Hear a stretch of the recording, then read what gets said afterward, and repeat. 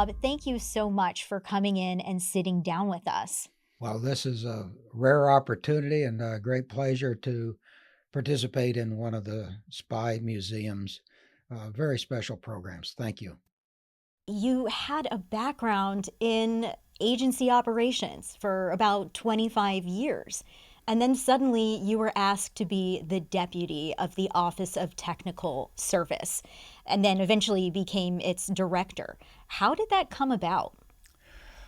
The Office of Technical Service was responsible for providing all of the spy gadgets and the special equipment that our officers and agents used around the world. I knew a little bit about OTS, but in terms of being familiar with the culture and the organization, I walked in almost blind. And fortunately, the folks at the office were very kind to me, and they treated me like they should as a kindergartner, and we learned the language and learned something about what they were trying to accomplish. You said that this was essentially like being asked to apply to a job in NASA's astronaut program. It was so foreign to you. Why did they choose you to have such an influential role? Talk about the importance in bringing together not just the gadgetry, but the operations side. There is a bit of a story here. I was at the time of my selection for the deputy director of the Office of Technical Service, spending my time in the comptroller's office. So I was working. I had been reassigned out of a specific operational component to handle the operational budget for the agency in the comptroller's office. And that was one of those jobs that I neither wanted nor liked. And its value was that it taught me a marketable skill because everybody has budgets. So now I'm learning budgets. I'm also learning about dealing with Congress. The deputy director for operations at the time, who I knew, called me one day and said, "I want you to apply for the open position at the Office of Technical Service." I said, "David," I knew him reasonably well, "you know that I have zero background in technology. I'm not an engineer. I don't even change the oil in my car." To which he said, "I know that very well. I want you to go to that office because we have several hundred engineers and technical folks there who can build gadgets and do all that kind of stuff. What I need is somebody there that I have confidence in, that if a gadget, if a widget, if a device is delivered to us, that will work. It will work for any of my agents anywhere in the world." That's how I got the job. Can you take us back to the first day when you worked in this office with a bunch of scientists and engineers, probably feeling like a fish out of water here?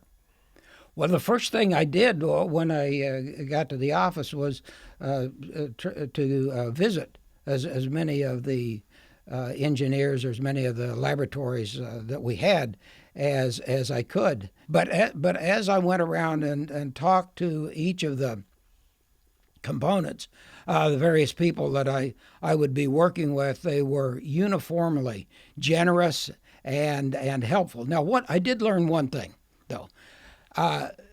Don't ask a tech what he is working on, because it will be 3 hours later. You will still be there getting a level of detail that is hardly comprehensible. I appreciate you sharing that. Good lesson to learn. Good lesson. As director, which you eventually became, as director, you also realized that your own words carried a lot of weight. Can you tell us about when you met with a private company who had a contract to work on a product for the CIA?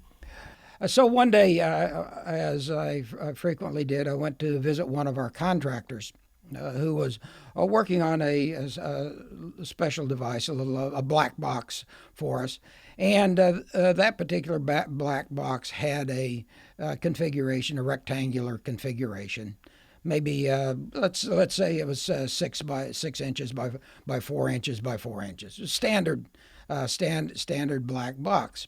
And it was a very good project, very successful project. It was going well, and as I was leaving the laboratory, I said to the chief, I said, this is really interesting. I said, yeah, it's in a rectangular configuration. Are the components such that it could be made in a circular or an oblong configuration? And he said, yeah, I think so. And that was it. About a month later, the company president said with great pride, he said, Bob, I just want you to know that we made it round. And I said, what? And he said, well, yeah, when you were at the laboratory a month ago, you asked my engineer if we could make it round. And by golly, if you want it round, we can make it round, and here it is. And I just, what do you say? You say, well, thank you. That's wonderful. That if we need to use it in that configuration, I'm delighted we had it. But to me, I'm saying, wow, what a lesson in being careful about what you say in a particular environment, because your position carries so much influence, so much weight with the provider. So, one of the major advancements of the 90s was the advent of publicly available internet. And that meant that covert communications could be underway without spy gear. And you told me that your office took a lesson from the porn industry. Well, we really refer to that as the adult entertainment industry, Sasha. So Sorry about that. I mean, I'm a journalist. I just tell it like it is. So that particular industry never was too had less of a concern about operating within the legal restrictions of the country than maybe some of the other industries did. And so for a number of years, a lot of the pornographic material was distributed through through illegal channels. What the digital technology did, and the internet then enabled the distribution, was allow that kind data or film or music or anything in a digitized form now could be hidden within another digital format, and that's called steganography. So digital steganography was initially, perfected, if you will, by the adult entertainment industry, and for spying, we're not concerned about the morality of where technology will come from. We'll use any technology that works for our clandestine operations.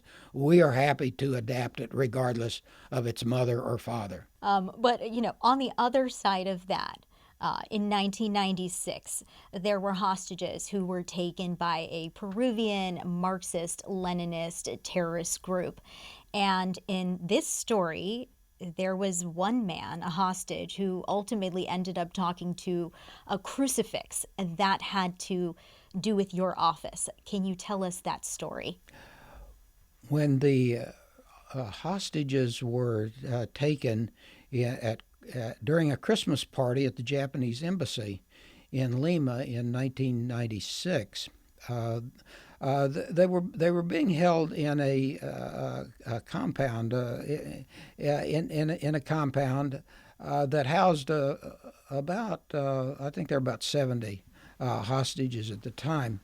And so we meaning the CIA and the local station, worked closely with the Peruvian government, the Peruvian security forces, to try to figure out, is there a way that we can free these hostages? What do we do about this situation?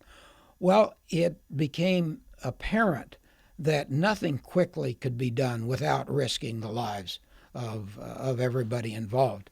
So over the first few weeks of these hostages being taken, a lot of thought was going into, well, how can we get real-time information both about the terrorists that are holding them and the situation of the hostages? The idea came, well, can we insert some listening devices, some bugs, some audio somehow into the compound? In fact, the terrorists did allow some care packages, if you will, to be delivered.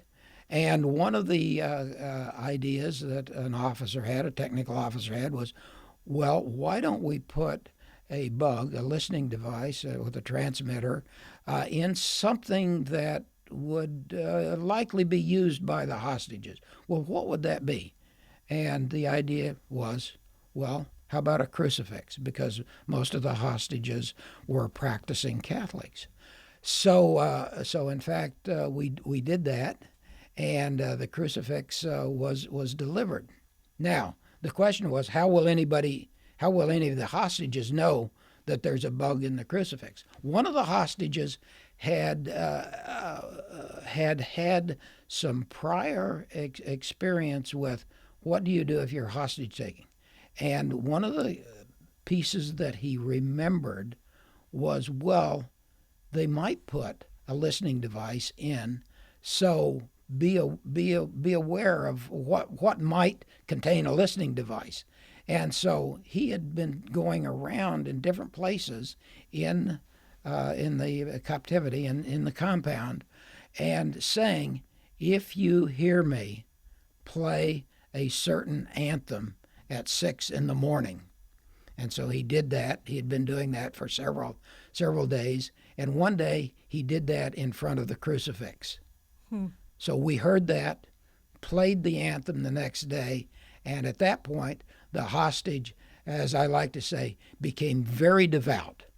And so 3 or 4 times a day, he would pray in front of the crucifix, describing to God his situation and the elements in it. That information allowed the Peruvians then to plan a raid that ultimately freed the hostages, I think with only one death as a result. So a very successful operation. So your 2009 book, SpyCraft, it ended with the global war on terrorism. And the global war on terror did lay bare the need for better surveillance and better communications. So let's think about what happened in Albania in a mission to track down a terrorist who was hiding out in Albania.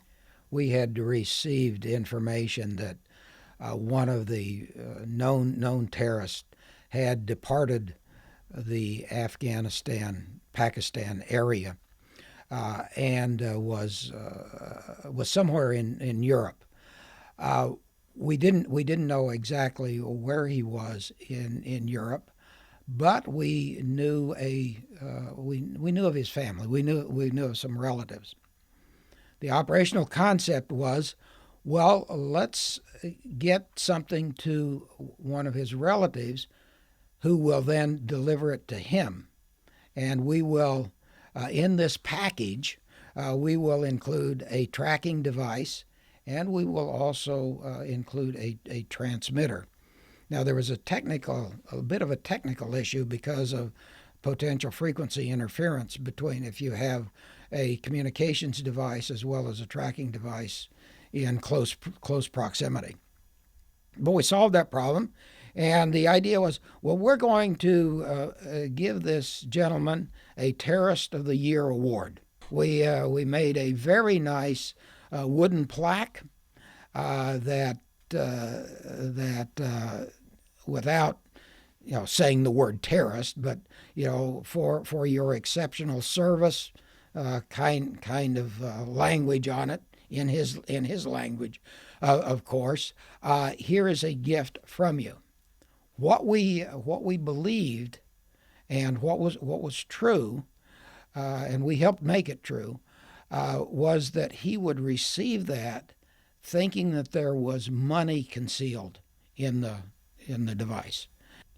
His relative indeed followed through, saw it, took it to him in Albania. Now we knew where he was, and after he had taken possession of the award, he kept it in his bedroom, and so we could hear conversations between the terrorist and his wife in the bedroom, and thus working with the Albanian service, we could execute a capture operation against him.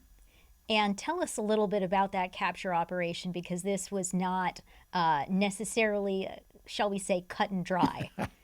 Yes, no operation ever goes as planned. So we heard him talking with his wife. So we know that the plaque is in their house. The Albanian service, cooperating with us, mounts an operation to go in and capture him. They go to the house, and he's not there. There's nobody there. They interrogate his wife. Nope, he hasn't been here for several days. I don't know where he was. They search the house. They search the house. They search the house and find nothing. They come out and they say, he's not there. Okay, so he must have gotten away. Oh no. 2 or 3 hours later, we hear another conversation with he and his wife. Obviously, the plaque's there. He's there. His wife is there. He's in the house someplace. They go back in, remount the raid. Go back in again. Look around. Can't find. We're ready to leave.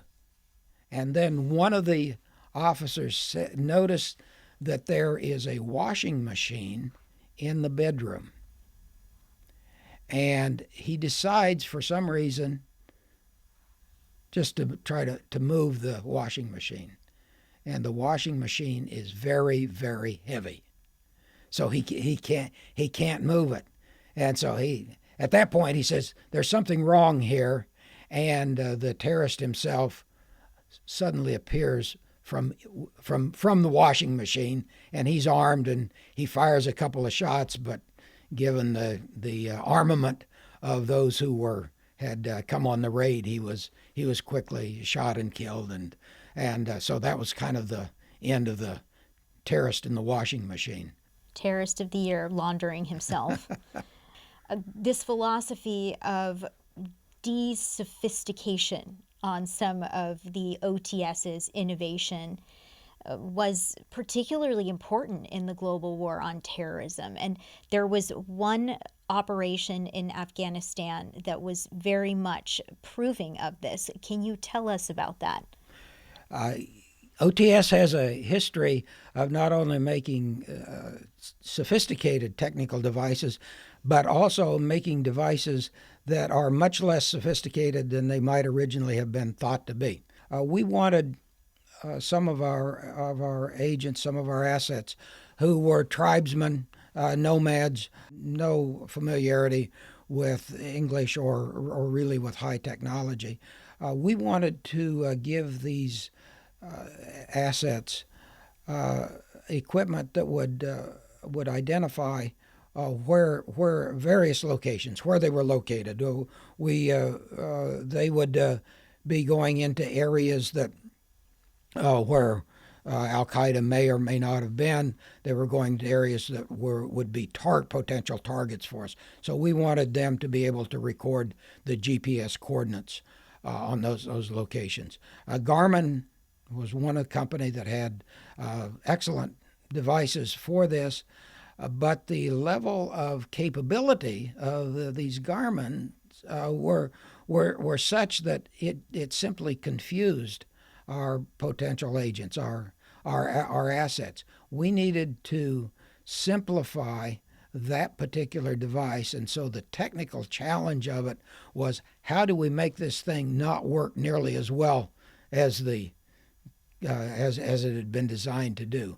And so we took out a number of the capabilities of it, which left it with just the ability to record GPS by a one punch of a button. When we then had that returned to us, we could see exactly where the asset had gone. So, on the other side of that, for decades, since the 1960s, the CIA had been pursuing facial recognition. And this came to fruition in the global war on terror, with Al Qaeda essentially being a guinea pig in this. The facial recognition technology, particularly during the 1990s, was one that OTS pursued because identity was one of our key elements of both our offensive as well as defensive capabilities. We disguises, when used effectively, can really obscure an identity. Changes, just cosmetic changes in the face, can fool the eye.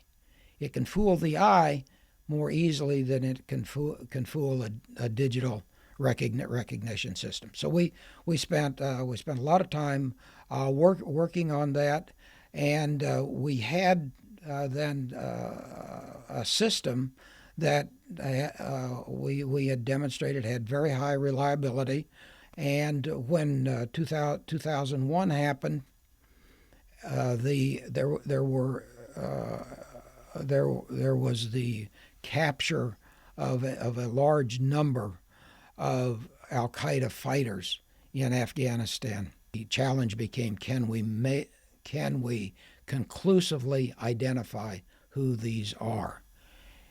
The kind of case that really turned the dial on facial recognition was one of the first high-value target terrorists was captured in February, March of 2002.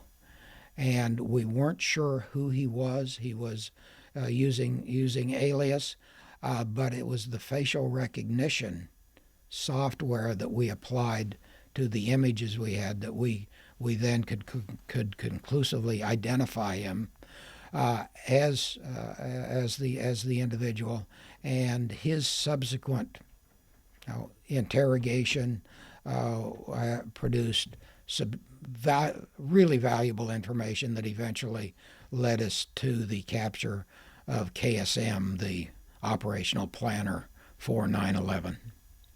And having the recognition of him, knowing his identity, allowed you to refine the questions to ask him. And knowing the identity allowed us to know that we're talking to the right guy. So he couldn't pretend to be somebody he wasn't. He couldn't pretend to not know stuff that we knew he would know because of his association with the Al Qaeda network. The success of that moment, did that make you think about all of the other times where that technology couldn't have been applied and the missed opportunities there? No, I never really thought about that. You ask the question, I'm smiling. No, we got that one done. That's good. What are we going to do next?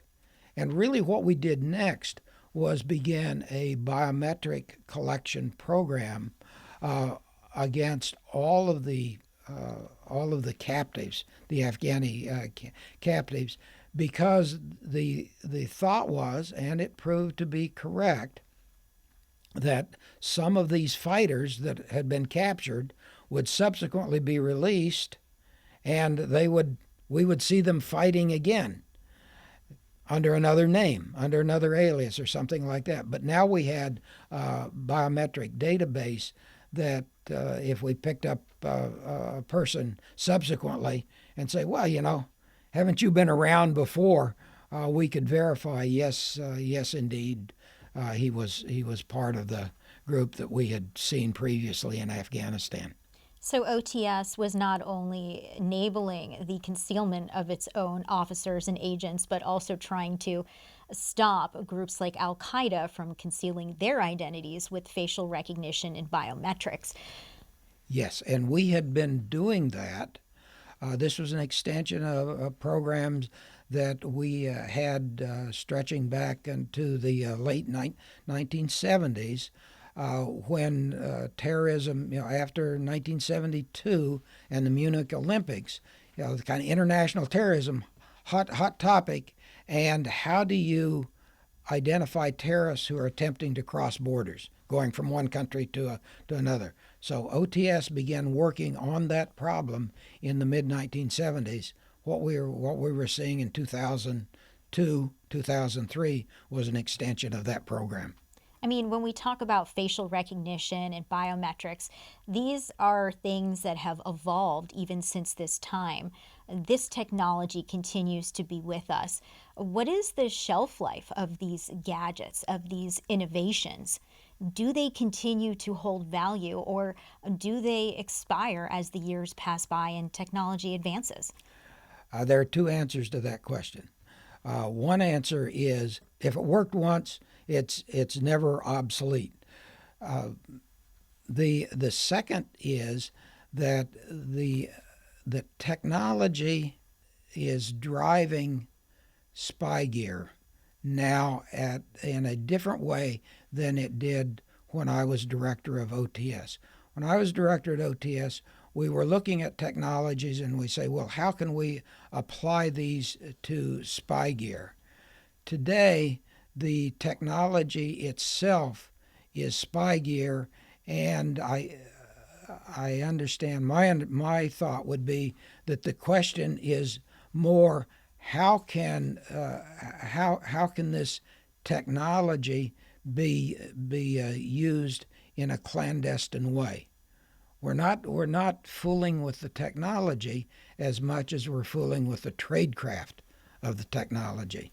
And that brings me to another question, how the technology changes CIA tradecraft. Because on the one hand, you do have the ability to more easily penetrate, for example.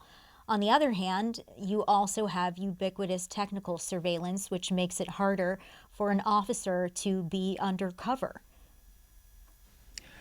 Though the traditional way that we did cover, the traditional way that we did surveillance, even the traditional ways that we do concealments, all require adaptation to what is exactly the environment that you describe. I think one of the elements of that will be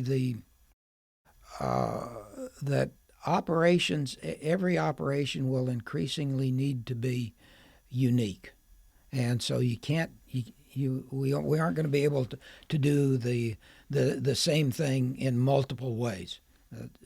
Uh, that's kind of a theoretical concept. I understand, but at its base, almost anybody can get away doing one thing once. There's no pattern. But because of the technology that we have, the surveillance technology, your iPhone, what your iPhone captures, if you do if I do something multiple times, that pattern can be discovered.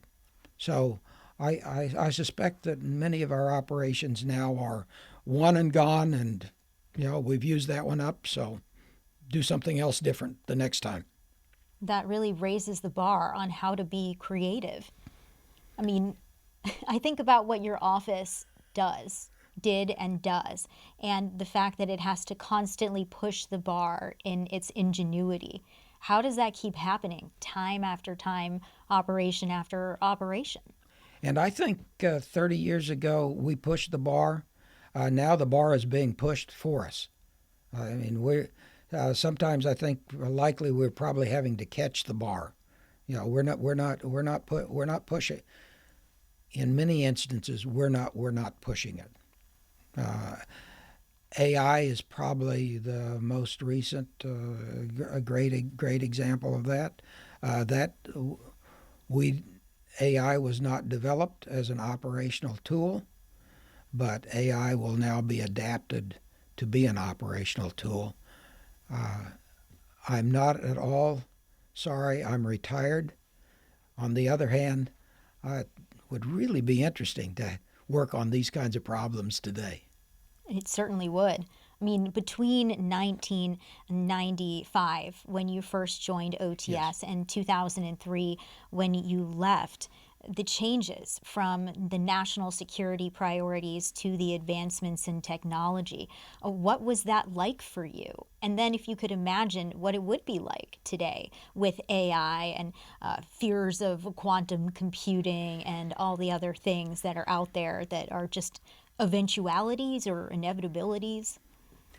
I think one perspective that I particularly appreciated about the Office of Technical Service while I was there is that I never found anybody that was afraid of technology.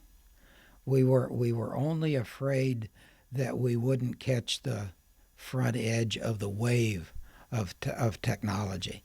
I suspect that is similar. I do not believe that has changed at all. The officers that are being recruited today, they're well aware that the technology ocean, continues to come in every day. The tide comes in. It's probably coming more quickly than it did in the 1990s, or maybe if not coming more quickly, there are more types of different kinds of technology that are emerging very quick.